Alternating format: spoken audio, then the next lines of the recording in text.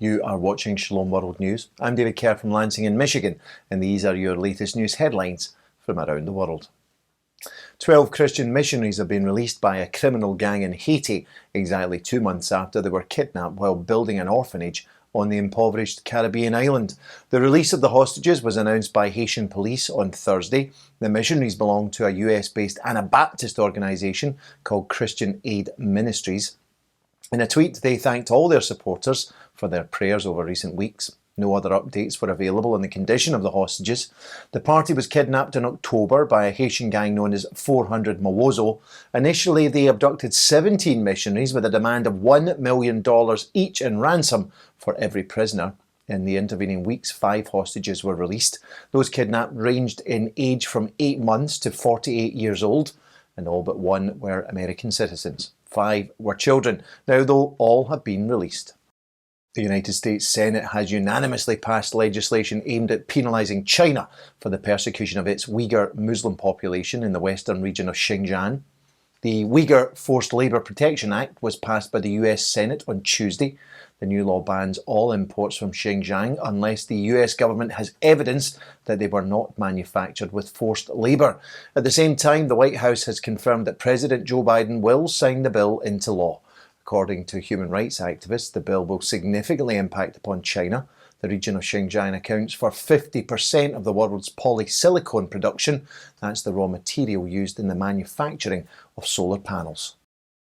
The US Supreme Court has formally returned a lawsuit over Texas's 6-week abortion ban to a federal appeals court that has twice allowed the law to stay in effect. That's rather than refer it to a lower-level district judge who had previously sought to block the law. The Supreme Court order was signed on Thursday by Justice Neil Gorsuch. It's being viewed by most legal commentators as a setback for abortion providers in Texas. The Lone Star State's heartbeat bill has now been in effect for more than 3 months. It prohibits abortions once cardiac activity is detected in a human embryo. That's usually around 6 weeks of gestation. The Catholic Church in Nigeria has expressed disquiet following the decision by the United States of America to remove the West African nation from its list of countries of particular concern when it comes to religious freedom. Bishop Stephen Dami Mamza of Yola Diocese has now demanded to know why the decision was taken by the US State Department. Bishop Dami Mamza claims the decision by the US has disheartened Nigerian Christians, who he says are still victims of discrimination and persecution now more than ever. The Catholic Church in Argentina and Uruguay is decrying moves to legalise euthanasia in both countries. In his annual Christmas address to the nation, His Eminence Daniel Sturla, the Cardinal Archbishop of Montevideo in Uruguay, spoke out against the inclusion of euthanasia in a palliative care bill, which is currently before the nation's parliament. Cardinal Sturla reiterated the teachings of the Church that the dignity of human life should be upheld from conception until natural death. Meanwhile, in Argentina, a proposal to legalise euthanasia was introduced by 3 legislators in the country's National Assembly last November.